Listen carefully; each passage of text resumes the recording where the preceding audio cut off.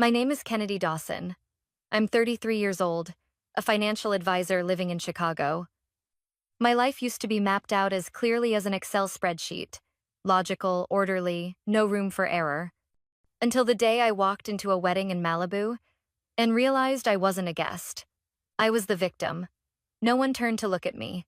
Not a single hello, not one familiar glance. But when the bride walked out, the entire room fell silent. Everything I saw in front of me was identical to what I had once planned for my own wedding. From the music I had chosen, the bouquet, the lights hanging from the ceiling, down to the dress tailored exactly to my measurements. That bride was Natalie, my cousin, and the groom was the man I once loved, the one I had planned to marry. Have you ever felt like you were being ripped out of your own life while standing in the middle of a crowd? When everything you dreamed of, planned for, and loved was stolen by someone else and put on display like it never belonged to you? If this story touched something inside you, leave a comment. Hit like if you've ever been betrayed by family. And if you want to know what really happened after that moment, follow the channel. Because after that, I didn't stay silent. And what I did next, none of them ever saw coming. I opened my email on a Tuesday morning, like I always did. One subject line froze me in place. Natalie and Brandon's wedding. You're cordially invited. The fancy wording hovered over a glowing photo of a Malibu beach, like there was nothing wrong in the world. But the second I read the name Brandon, my chest tightened. Brandon Wells, the man I had once loved deeply, the man I thought I would build a life with. We dated for 2 years quietly, privately. Not because we were ashamed, but because I believed some feelings only needed to be real, not public. When it ended, I didn't blame him. I thought the timing was off. I thought he needed space. I thought too many things. I looked at Natalie's name, my cousin printed at the top of the invitation, and it felt like a block of ice had slid straight into my chest. I hadn't spoken to her in nearly a year. No fights, just distance. And I never tried to close that gap. She had never mentioned Brandon, not once. And now, they were getting married? I called my mom. She picked up after the second ring. Her voice was steady, nothing unusual, as if a tornado hadn't just torn through my chest from reading that invitation. "Did you get the invite yet?" she asked. "I did," I replied, trying to keep my voice calm. "I'm not sure I'll go." She paused for a second, then said, "Kennedy, it's family. We're all going. You should be there." "But Mom," I started to say something, but I didn't even know what exactly. That I once loved him? That Natalie knew? That I couldn't pretend I didn't see what I saw? But I was 33, and I understood. There were things my mother would never understand. In the end, I said quietly, "Okay, I'll make arrangements." I booked a flight to Los Angeles and rented a car straight to the beachfront resort in Malibu. It was a lavish, serene place where people paid tens of thousands of dollars for a few dreamy hours together. I arrived late in the afternoon. The golden sunlight stretched over the ocean like honey. I pulled into the parking lot, checked in, and reminded myself to be civil. I hadn't come to cause a scene. I just needed to understand. The welcome party was held by the pool, with wine, paper lanterns strung along the palms, and soft guitar music from a live band. I chose a soda over wine. I didn't trust myself with alcohol that night. Natalie appeared in the crowd like a cover girl stepping out of a bridal magazine's soft curls, an ivory silk dress. A smile that suggested everything in the world always went her way. Brandon stood beside her in a rolled-up white shirt, arm around her waist. They were picture perfect if I had been a stranger. I stayed back, avoiding any familiar faces, but Natalie spotted me first. She walked over, wineglass in hand, her expression caught somewhere between surprise and discomfort. "You came?" She smiled, but her lips twitched a little. "The invitation came straight to my inbox," I said. No smile, no anger, just facts. "I didn't think you'd actually come," she said. "You didn't think I'd find out," I corrected. She fell silent. Brandon turned then, meeting my eyes for a moment. There was nothing there. No guilt, no joy, no regret. Just blankness, as if I had never existed. I didn't ask why. Not then. I looked at Natalie and gently asked, "So, when did you two start?" She hesitated. "Well, after you two ended, it's been a while, right?" "Yeah," I nodded. "It's been a while." Then I turned and walked away, letting the sea breeze rush across my shoulders. I didn't cry. I had learned how to stay calm when emotions hit like waves. But I knew something was off, and it wasn't just about two people getting together. The next morning, I woke early and headed to the ceremony area for coffee. That's when I saw the people setting up flowers, laying linens, building the wedding arch, all using the exact color scheme I'd once designed for my own wedding, ivory and deep plum. I watched the lavender and white daisies being arranged, the ribbons lining the aisle, and then the piano music began its sound check, the same piece I had once chosen for my own ceremony. I stood there, stunned. No one on the event team recognized me as the original designer. They were just following the bride's family instructions. Back in my room, I opened my laptop. I had saved my wedding drafts in a private folder. That's when I noticed my Dropbox had been accessed. Files downloaded 2 months ago, from an unfamiliar IP. I checked the edit history, and I knew Natalie had copied everything.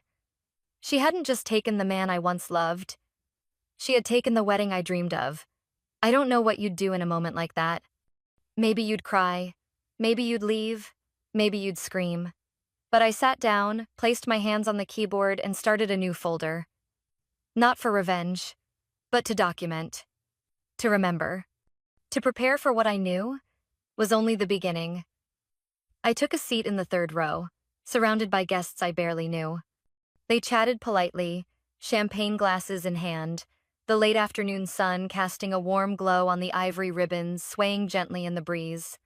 It was picture perfect, so much so that I had to bite the inside of my hand to stay grounded. The string quartet began to play, not just any piece. The one Brandon and I had picked together, on a quiet Friday afternoon in our little Chicago apartment. I remember crying when I heard the first recording. He told me no one else would ever walk down the aisle to that song but me. And now, it was playing, as he stood at the end of the aisle, eyes forward, waiting for someone who wasn't me. I held my breath. Then the bride appeared. The shock hit like a wave crashing against my chest. That dress. There was no mistaking it.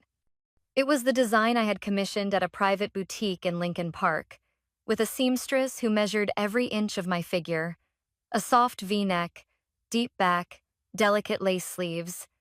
I had chosen it because it was just revealing enough, yet still elegant. And now, it hugged Natalie's body perfectly. She smiled radiantly, eyes sparkling in the sunset, fingers brushing the white lavender bouquet, the exact combination I had designed myself. I heard someone whisper behind me. Maybe they recognized it. Maybe they didn't. But I saw a few uncertain glances, eyes landing on me before quickly darting away. I stood up abruptly. The wooden chair made a soft but distinct sound. A few people turned to look. I didn't look back. I just stood there in the long stretch of silence, my heart pounding so violently it made my ears ring. I turned and walked away from the row of chairs, heading straight to the back of the wedding venue, my feet sinking into petals and sand, my mind spinning like I was walking inside a dream. I stopped near the entrance to the reception area, placing a light hand on the railing, trying to steady myself. A server came over, his voice gentle. "Are you all right, ma'am? Would you like some water?" I pressed my lips together and gave a slight nod. He handed me a glass of cold water, then quietly stepped away, like he was used to the quiet breakdowns that sometimes came with weddings like this. I raised the glass to my lips, but didn't drink. I just stared out at the ocean. No music played anymore, but the waves became the background rhythm for a truth that was slowly becoming clearer. They hadn't just stolen my wedding ideas. They had stolen my memories. I remembered writing a draft for the MC, a soft, emotional speech, woven with the story of Brandon and me, inside jokes, little details only we would understand. And when the microphone came on, the host began reading each sentence. each line exactly like the version I once stored in my personal Dropbox. I sighed and pulled out my phone, quietly opening the Notes app. I typed fast. Soundtrack identical to the original, MC script copied, wedding dress, bouquet, table layout, light strings, each detail appeared like a slow, sharp knife. Less than an hour after the ceremony, I returned to my room. I didn't eat dinner. I didn't go to the reception. I just sat alone in the dim light of my hotel room, yellow light casting a soft glow on the blank white wall. I opened my laptop and went back to an old folder I had once named Ever After. Inside were all the wedding plans from last year, notes, sketches, budget details. And then I saw the most recent, access log 2 months ago. But it wasn't me. Someone had used another device, logged in at 2 a.m. I opened the IP log. The address traced back to a residential neighborhood in Brentwood. I didn't need to look it up, that was Natalie's house. I typed slowly, creating a new folder. Named it, For the Record. I dragged each photo, each document, every screenshot into it. I didn't need anyone to believe me. Didn't need a witness. But I needed to keep it. For myself. For the clarity they all thought I lacked. The sudden ring of my phone startled me. It was Mom. I let it ring 5 times before answering. "Aren't you coming down for dinner?" she asked, a hint of concern in her voice. "I'm not hungry. Don't you want to talk to everyone? I mean, Natalie is still your cousin. I think maybe you should try to be a little happier." I closed my eyes. That sentence hit like a bucket of cold water. "You know what, Mom?" I said slowly. "She's wearing my dress. Did you notice?" She went quiet. "The music, the flowers, the lighting, the MC, it's all mine." Still no response. "And the groom, do you remember who he once was to me?" A quiet sigh came through the line. "Feelings don't always work out, Kennedy. You know that. Sometimes people just don't match. And life, it takes a different turn." I didn't argue. I just felt a thin, cold sheet of ice spread over my mother's voice, gentle but quietly dividing me from the rest of the family. "So, they took a different turn and used my blueprint to color it," I replied. "You're overreacting." "No, Mom. I'm reacting exactly right." I hung up, calmly. No yelling, no rage. But something inside me had cracked. I sat back on the bed, hands clenched into fists. Not because I was weak, but because I was beginning to see clearly. This wasn't just about heartbreak. This was manipulation.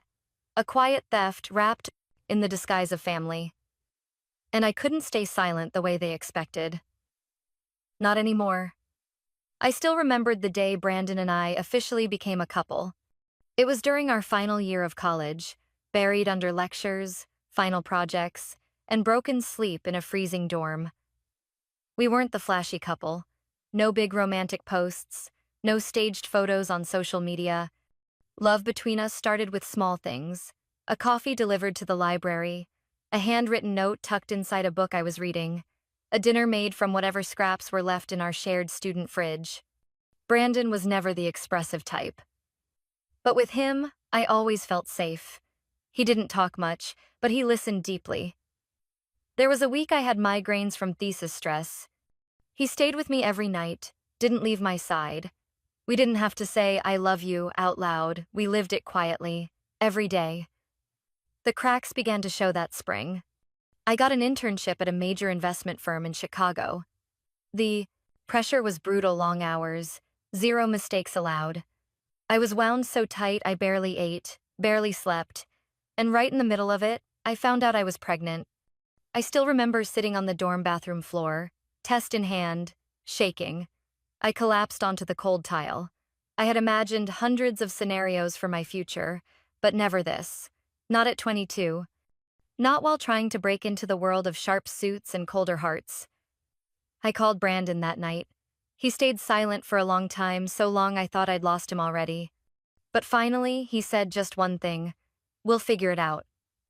We didn't tell anyone except Natalie. Natalie was in college nearby. She and I had been close, like sisters. Every holiday she stayed at my house, slept in my room, shared every secret. When I told her, she didn't look shocked. She hugged me tight, rubbed my back, and said, "Whatever happens, I've got you." But that only lasted a few weeks.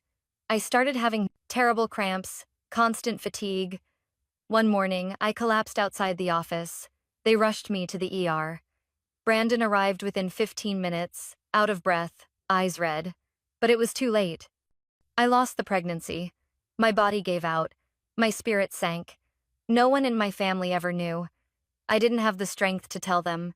And Brandon, he changed after that. He didn't walk away immediately. But the space between us kept growing.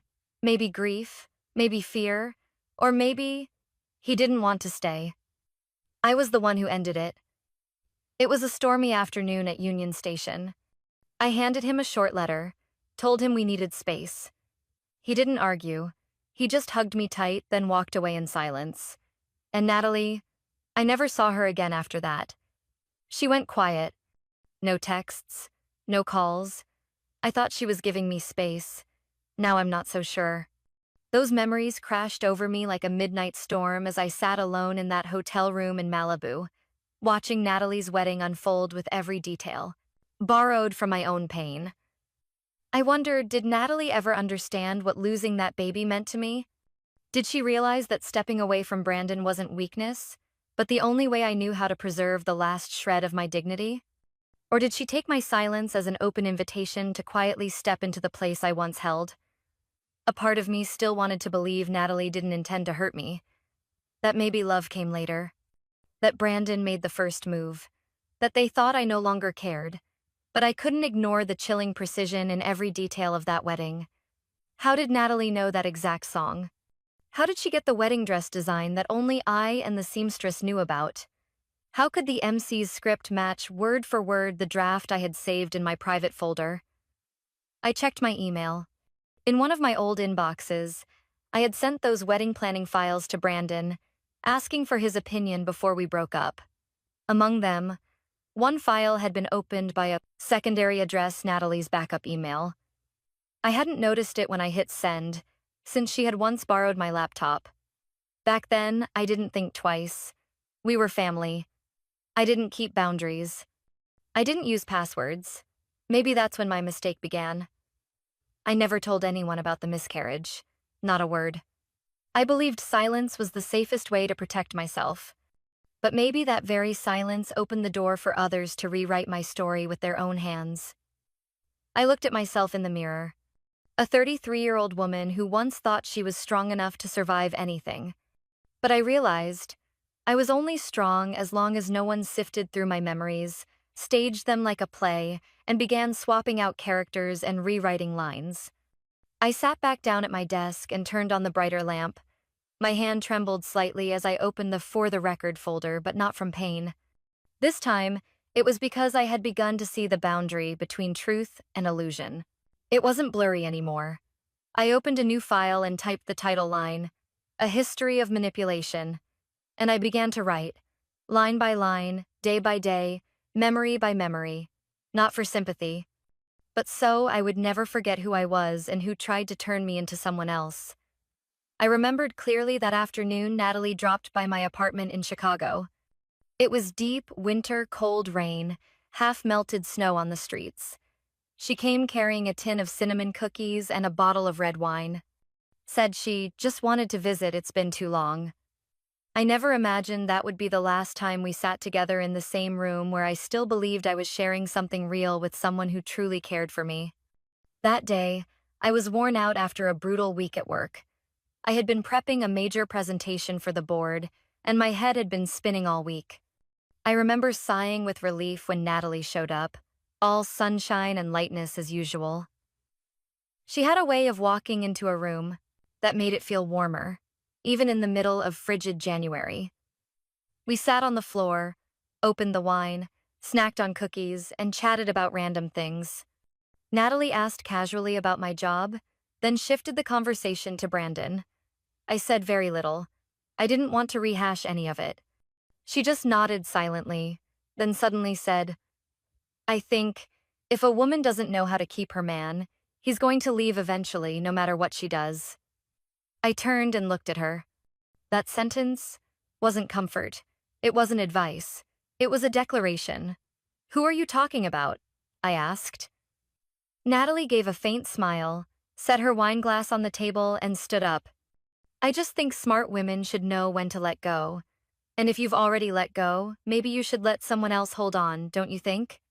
She said it while walking over to where I'd left my laptop open on the couch, right where I'd been working before she arrived. "Do you still have those wedding design files from earlier?" she asked, voice calm like nothing was unusual. "I do, but I haven't looked at them since," I said, a little confused. Natalie sat down and started scrolling. "I'm curious what kind of flowers you picked, what your color theme was. If it were me, I'd go with white and a touch of mint green." I gave a half-hearted smile. "I still prefer deep violet. Muted but elegant." She nodded, eyes glued to the screen. "Where did you save everything?" she asked, voice casual, like it didn't matter. "In a folder called Wedding Planning, it's in my Dropbox," I replied, not thinking. I didn't pay much attention. I stood up to grab more cookies. When I came back, Natalie had closed the laptop and said she needed to head out, had a haircut appointment. I hugged her, walked her to the door, still believing she was the only relative who cared enough to check on me during those draining days. A few weeks later, I received Dropbox notification to reset my password. I assumed I'd mistyped my login and forgot all about it. Only now do I realize she had gone into that folder, downloaded every design file, budget sheet, decor idea, playlist, even a draft of the handwritten letter I once wrote to Brandon but never sent. And what hurt most wasn't that Natalie had stolen from me. It was that every adult in my family, those who once held my hand when I was little, who rocked me to sleep during storms, who hugged me after childhood scrapes knew, and no one said a thing. I only needed one short conversation with my aunt to know that. The week after the wedding, I visited her as she'd invited. Aunt Ruth, my mother's sister, Natalie's mom, a retired school teacher. She was the one who used to tell me to be kind, to be patient, to put family above all else. We sat in her old kitchen, the scent of baked pastries still hanging in the air. "I want to hear it from you honestly," I said, my voice hoarse. "Did you know what Natalie did?" She didn't look at me. Just poured the tea and replied softly. "You already stepped away, Kennedy. I think you're smart enough to know that." "Stepped away? What do you mean?" I leaned forward. "You have everything. A good job, your own home, a career." Natalie didn't. "You once said you weren't moving forward with Brandon. You stayed silent, you let it go. So, letting someone else step in, that's only natural." I sat there frozen. "She took my entire wedding plan," I said, gripping my hands. "But you weren't using it anymore," she said, so softly it sounded guiltless. "You're saying everything I once dreamed of, planned, wrote with my own hands if I stopped mentioning it, anyone could just take it?" "Life doesn't operate on fairness, Kennedy," Aunt Ruth said slowly. "It runs on what people believe is reasonable. And to this family, Natalie deserves a good start." I stared at her for a long time. The woman who taught me my first letters was now teaching me something else entirely. As I stood to leave, she called out, "You can be angry, but don't let it ruin you. Sometimes the wise thing to do is walk away in silence." I didn't respond. But deep down, I knew. My next silence wouldn't be the same as before. Because I was no longer moving forward by accepting things, I would move forward with the truth. With what I had seen, documented, and would never let anyone erase again. I started digging everything back up on a drizzly evening, the warm lights in the apartment just enough to mask the trembling in my hands. I opened my laptop, placed a cup of hot tea beside it like a ritual to stay alert, and began opening folder after folder in the drive that had sat untouched for over a year. I logged into Dropbox, where I had stored all the documents related to my old wedding. I couldn't remember every item or detail, but I remembered the feeling of preparing. Then the excitement, the anticipation, the precision down to every cent. And now, everything lay there, no longer a dream but evidence. Each click to open a file tightened my chest a little. I checked the access log. There was a login that didn't come from my device, originating from an IP address in Santa Monica. The first access date matched exactly the day Natalie had stopped by my place with that bottle of wine and box of cookies. I noted the time, IP address, and list of downloaded files. It felt like retracing the scene of a theft, only I had invited the thief into my home, poured them a drink, and called them family. Then I opened my work email. I used to be a financial advisor at a mid-sized real estate investment firm and had access to a company credit card for reimbursable business-related expenses. I always kept everything clean and cautious, never used it for personal matters. But now, when I reviewed the card activity through the internal expense tracking system, chill ran down my spine. A payment of $7,500 had been made to a Malibu address, a wedding reception venue. Next came $4,200 to a high-end invitation design studio in Pasadena. Then $1,300 at an upscale florist. A deposit of $16,000 to secure hotel accommodations and event planning services. All of it charged within 6 weeks, from the same company credit card under my name. I had never authorized any of those transactions. I pulled up old emails, the payment confirmations had been sent from my own address, but there were details that made me freeze. The digital signature didn't match exactly. The two-factor authentication code had been sent to a different phone number. I opened the account recovery logs. And when I saw that number, I could hardly believe my eyes.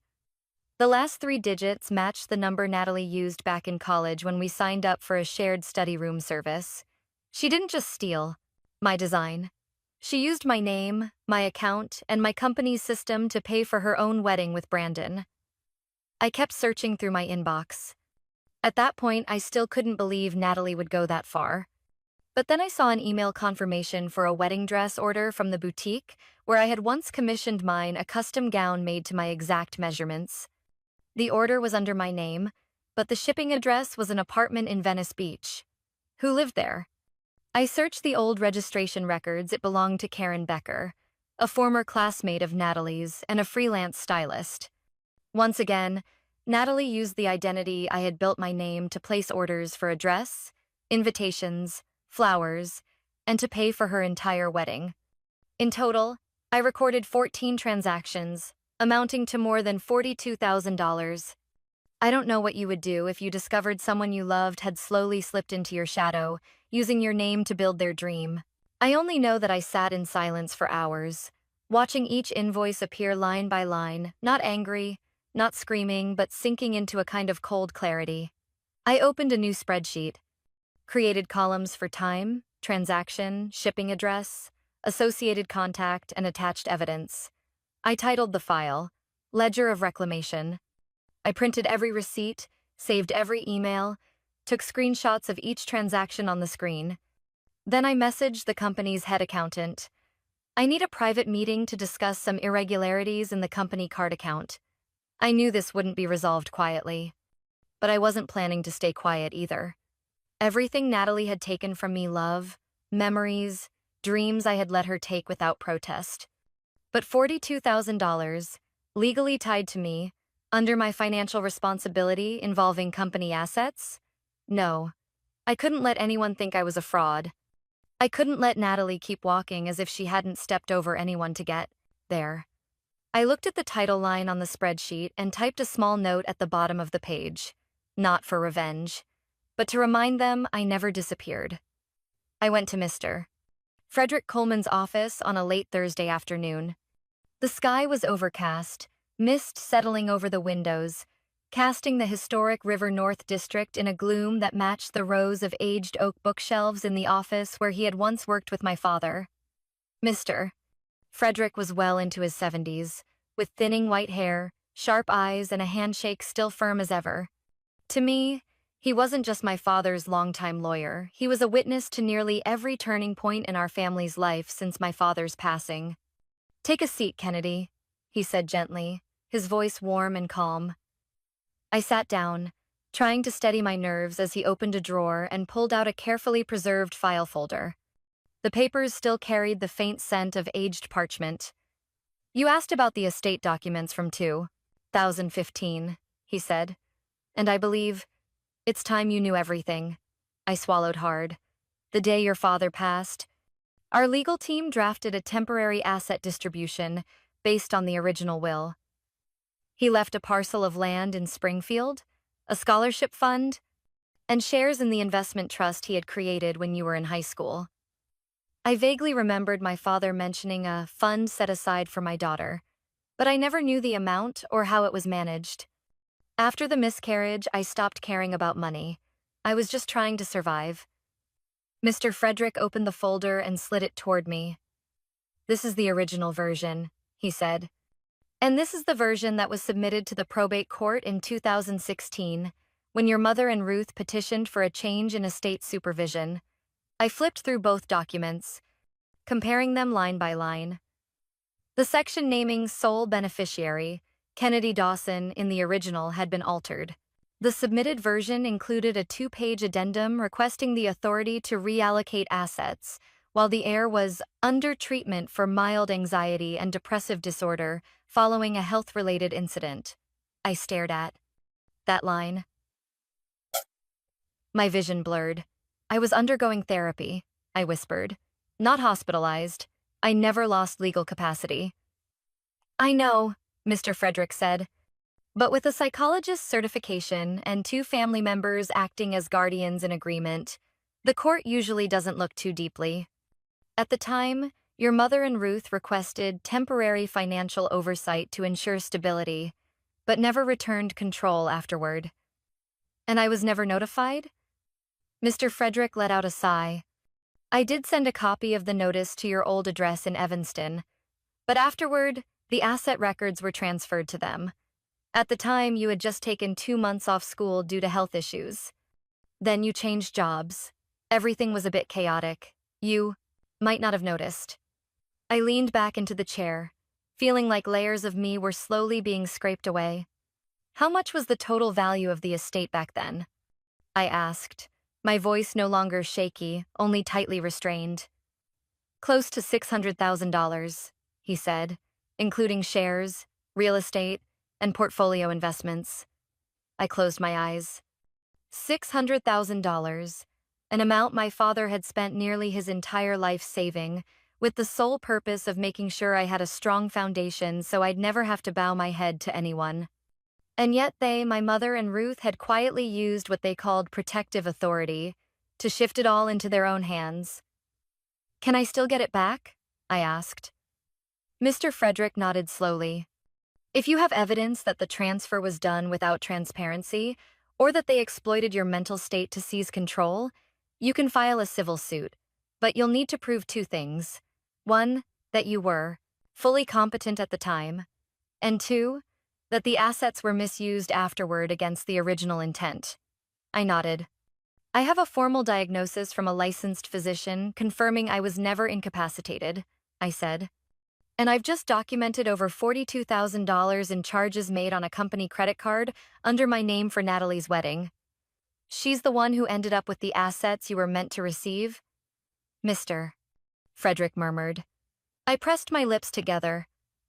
"And Ruth, she was the one who co-signed the authority over the estate.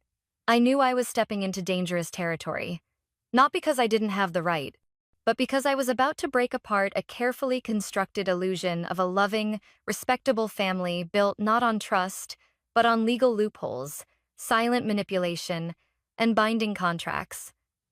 I thanked Mr. Frederick and held the folder tightly in my arms, as if I were reclaiming years of my life that had been taken without me, even realizing it. When I stepped outside, the fog still hadn't cleared. But inside me, a slow flame had begun to burn. Not a wildfire, but no longer something I would leave smoldering in silence. Because for the first time in a very long time, I didn't feel like I was standing alone. I had proof. I had rights. And I had a reason to follow this truth through to the very end. I sat outside a small cafe tucked behind the historic Riverside quarter of Chicago, a place where I had once met Brandon during the early days of our relationship. Today, the sky was overcast, and a cold wind swept through the amber oaks.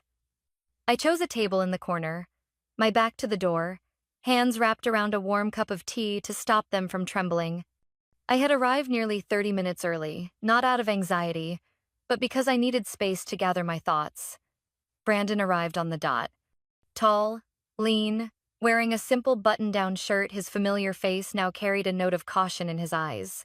He stepped inside, scanning the room before spotting me. Our eyes met. He hesitated, then walked over, his stride unsure. "Hi, Kennedy. Have a seat," I said, my hands still resting quietly on the teacup. He sat across from me. I watched him glance around the cafe, like he was checking to make sure no one he knew was there. I had picked this spot for that reason, discreet, private enough not to draw attention, but not so quiet that it would make him nervous. "Thank you for agreeing to meet," Brandon said, his voice barely above a whisper. I didn't respond right away. I reached into my bag, pulled out my phone, and set it on the table. I switched on the voice recorder. He saw it but didn't object. He just took a deep breath. "I'm going to ask you directly," I said. "Why?" Brandon stayed quiet for a moment, then looked up at me. "I don't even know where to begin. How about starting from the moment you let Natalie wear my wedding dress?" I said, trying to keep my voice even. Brandon frowned, dropping his gaze. By then, things had already gone too far. "I need the truth, not vague regrets. I have every receipt, every statement. I know Natalie used my name to charge expenses on my company card. I know she pulled the design files from my Dropbox. I know my family orchestrated the asset transfer after my father died. I need to know your part in all of this." Brandon looked at me for a long time, long enough that the air around us seemed to grow heavier. "My father went bankrupt in 2018, he said slowly. His construction firm defaulted on a major loan. We thought we were going to lose everything. It was Frank Becker, Natalie's father, who stepped in and provided financial backing. I didn't interrupt. He made a deal," Brandon continued. "Financial support, in exchange for a long-term alliance between the families." I heard the phrase clearly. Not love, not personal. Choice. An alliance. A debt settled through marriage. I didn't agree to it right away. He went on. I still thought about you. I came to find you twice. But Natalie was always there. Always saying you didn't want to see anyone. That you had moved on. That you were doing well. She sent me photos of you at work. Said you'd gotten promoted. That you were happy. And little by little, I stopped trying. "So you agreed to marry the woman who took everything from me?" "I didn't know all of what she had done," he said quickly. "I didn't know about the invitations, or the dress, or the music. I thought it was all hers. Everything was handled by her side of the family. I just followed along. You just follow people, Brandon, even when they take what doesn't belong to them." "I'm not proud of it," he admitted. "But I was scared. My family needed help. And after my father passed last year, I didn't see another way." I looked at him for a long time, not with rage, just sadness. "Did you know Natalie used my company credit card for all of it?" He nodded faintly. "I knew. About a few charges. After the wedding, I saw your name on the hotel invoice. I asked her, and she said it was money you had left behind and weren't going to use." "Left behind?" I nearly laughed. Did I leave it? Or did they take it? I pulled out a sheet of paper from my bag and slid it across the table to him. Detailed breakdown. $42,564. All mine. Under my name. Charged through the company system where I worked. "If there's ever an investigation, I'll be the first one called in." Brandon went pale. "I don't want to take this too far," I said. "But I can't stand still anymore. I'll be working with a lawyer. I'm going to protect my name, my dignity, my property." He nodded slowly. "I don't expect you to forgive me," he said. "But if there's anything I can do to help." I looked at him, my eyes no longer filled with anger, just a hollow kind of disappointment. "You can start by telling the truth if you're called as a witness. No hiding, no dodging, no doing it for anyone else but yourself." Brandon nodded again. "I will." I switched off the recorder, slipped my phone into my pocket, and stood up. He stood as well, but I didn't shake his hand, didn't hug him, didn't say goodbye. I just said, "This time, Brandon, I won't let anyone rewrite my story. Not even you." Then I left the cafe, stepping straight into the thickening afternoon fog. Every step I took was steady, unshaken, without a single glance back. For the first time in years, I felt like I had reclaimed the voice they once told me to keep quiet, and I knew this journey was just beginning. I stayed up for nearly 2 nights to finalize everything for my personal blog. Not because I lacked information, but because I needed every word to be accurate, every image to be convincing, every timestamp to be clear and undeniable. I named the blog The Wedding That Wasn't Mine. Simple, not dramatic, not a cry for revenge. Just a cold statement of the truth I'd been holding on to for months.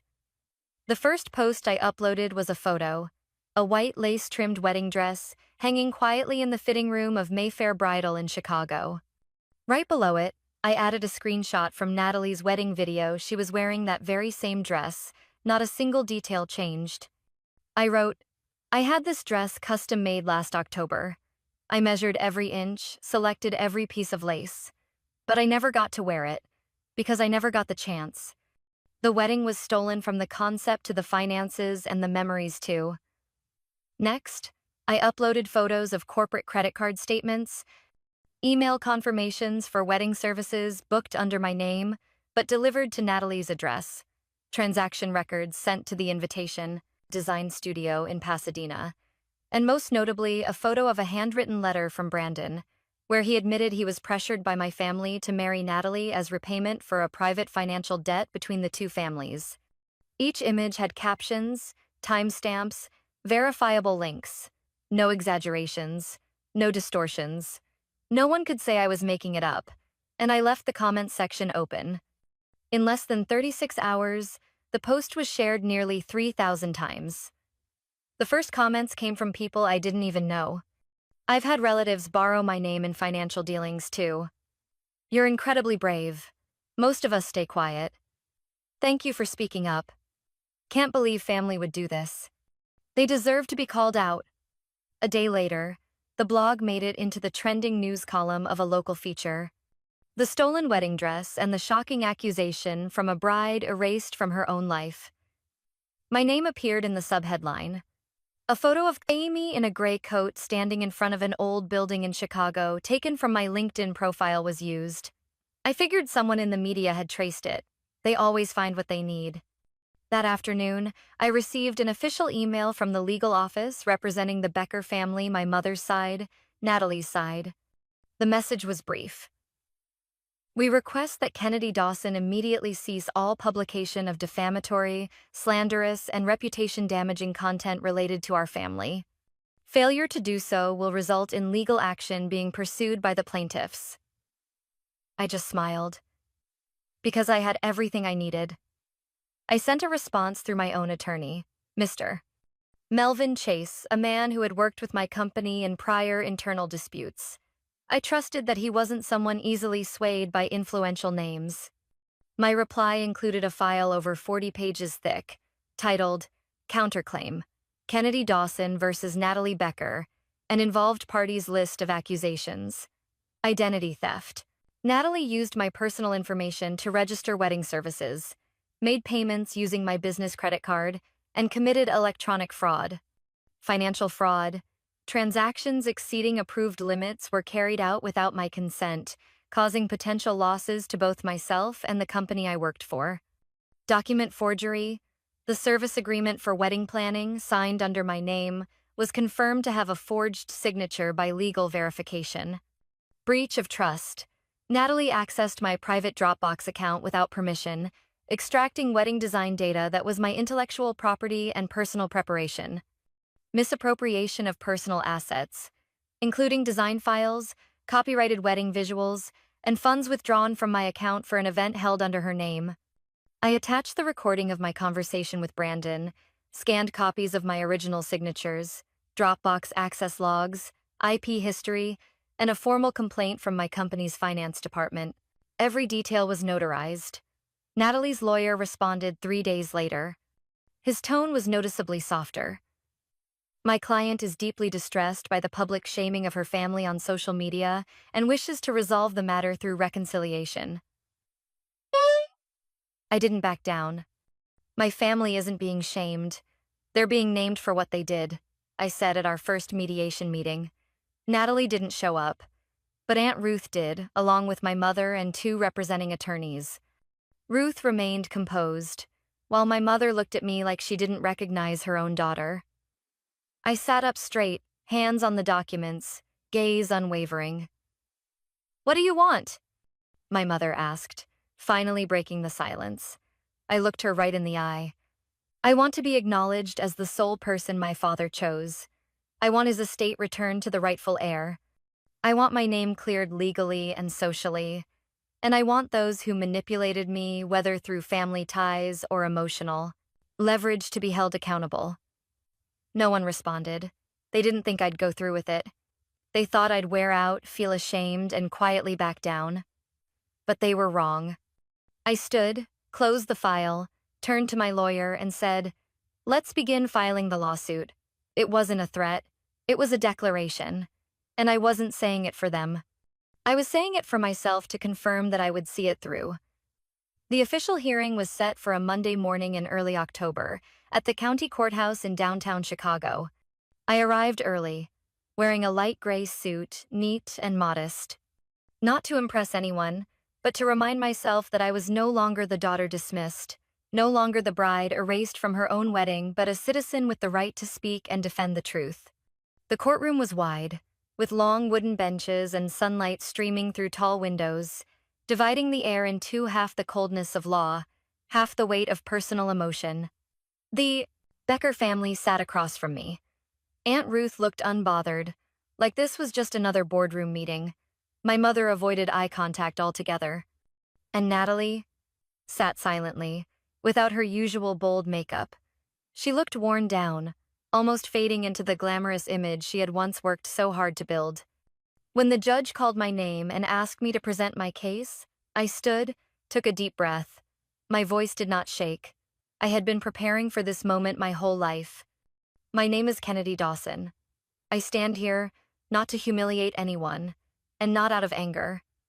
I am here to present facts supported by documents, recordings, and witnesses about how my assets, my name, and a part of my life were taken by the very people who called themselves my family." I opened the first folder and handed it to the court clerk. "This is the original will contract prepared by my father, Mr. Charles Dawson, signed by his personal attorney, Mr. Frederick Coleman, and notarized 3 days before his sudden passing. In it, the company assets, the majority shareholding, and investment decision rights are clearly stated to be passed to me, Kennedy Dawson." I paused briefly, glancing toward my mother and Aunt Ruth. They still wouldn't look at me. However, this document was later replaced by a revised version, stating that I voluntarily relinquished my inheritance and granted full power of attorney to my legal guardians, my mother, Mrs. Linda Dawson, and her sister, Mrs. Ruth Becker. That version was signed and notarized while I was undergoing recovery after a miscarriage, during a time when my mental state was unstable. I have no memory of signing it. I opened the next set of documents. This is a signature analysis conducted by the City Police Department's forensic expert. The conclusion: the signature on the second document does not match any of my verified signatures from the past 10 years of financial and legal records. No one said a word. The judge gave a small nod, allowing me to continue. I moved on to the second piece of evidence, a recording of my conversation with Brandon. I would like to submit this audio recording as part of the witness testimony. In this recording, Mr. Brandon Kavanaugh acknowledges the previous personal relationship between him and me, admits that our relationship was never formally ended, and that the wedding with Natalie occurred under pressure from my family due to a prior financial debt between the two parties. The judge approved the recording to be played in court. As Brandon's familiar voice echoed across the room, silence fell like a curtain. I didn't think it would go this far. I owed Natalie's father a sum. My business was basically bankrupt. They said, if I agreed to the wedding, everything would be taken care of. And Natalie, She already had everything planned, the wedding, the dress, the music. I figured it was all hers. I glanced at Brandon. His head was bowed low, unable to meet anyone's eyes. After that, I presented wedding service invoices signed under a forged version of my name, using the corporate credit card from my employer. I pointed out that the Kennedy Dawson signature wasn't mine, and that the transactions were executed by Natalie using a fake email address in my name, only the domain was .net instead of .com. Finally, I called a special witness, Mrs. Margot, the owner of Mayfair Bridal. She was an older woman with silver hair and a gentle but firm voice. She stood on the witness stand, looking at me with the eyes of someone who saw, not a plaintiff, but a daughter who had just found her voice again. Yes, I'm the one who measured Miss Kennedy's wedding dress around last October. We recorded all her measurements because it was a custom design, very detailed. Later, another girl came in claiming to be Kennedy, but her measurements didn't match at all. When I asked, she said she'd lost weight quickly. But in truth, I was pressured to alter the dress. I still have the original alteration note. It says, "Rush job, no questions." The opposing attorney objected, arguing that her statement lacked legal weight, but the judge accepted Mrs. Margot's shop records as supplementary evidence. The final segment of the morning hearing came from a representative of the county tax office. We've identified suspicious internal fund transfers from Mrs. Linda Dawson's corporate account to various linked accounts, including one credit card under the name Kennedy Dawson. These transactions span the past 3 years and total over $270,000. The case is being referred to federal criminal investigators. The entire courtroom fell into stunned silence. The judge struck the gavel and delivered a preliminary ruling. The jury recommends transferring the case to the district attorney's office for potential criminal charges, including financial fraud, document forgery, breach of fiduciary duty, and misappropriation of assets. As for the civil suit, this court will proceed in a separate session to determine damages and responsibility for restitution. Ruth could no longer maintain her calm. She shot to her feet and yelled, "This is a misunderstanding. We only wanted what was best for her. The girl's unstable. We were trying to protect this family's name." My mother remained seated. One hand clenched her purse tightly, her eyes fixed on the courtroom floor like she was trying to disappear. I didn't look away. I stood tall, feeling my feet grounded firmly on the wooden floor of that courtroom. Everything that once felt impossible had finally taken shape. No more whispers buried inside, no more denial. I left Chicago on an early spring morning, the city still shrouded in the last cold fog of the season, but within me, a new season had begun. No farewell party, no press statement, no grand goodbye. I packed my things, returned the keys to the office that had once been my mother's pride, and quietly booked a one-way ticket to Seattle. Seattle wasn't my hometown, but it held warm childhood memories with my father. Short business trips, quiet cafe mornings by the lake, listening to him talk about law, professional ethics, and the difference between being right and being righteous. I didn't fully understand it then. But now, those words follow me like a quiet vow for the rest of my life. I rented a small wooden house near Lake Union, peaceful and far enough from the noise of my old life. I spent the next 6 months relearning myself, not through books, but through the voices of other women. I visited community centers, met with independent legal experts, women's rights advocates, and child protection organizations. I sat for hours listening to a woman recall being forced to sign a mortgage in her husband's name. I held hands with an elderly lady whose will had been secretly altered by her own grandchildren. I realized there were many other Kennedys out there. Not all of them lost weddings, but all of them had lost their voice. And that's how Second Draft was born. The name came to me on a rainy night while I was rereading the wedding plan Natalie had copied from me. I thought, if life is a manuscript, then everyone deserves the chance to rewrite it one more time for themselves. Second Draft became a nonprofit, funded by community grants and supported by volunteer lawyers, psychologists, and accountants. We didn't take every case. We went deep into neighborhoods, small groups among immigrant families, divorced women, single mothers under financial control. We taught them how to read bank statements, how to understand contracts, how to recognize identity theft. But more importantly, we sat with them as women without judgment. Brandon's letter arrived during the first summer of Second Draft's operations.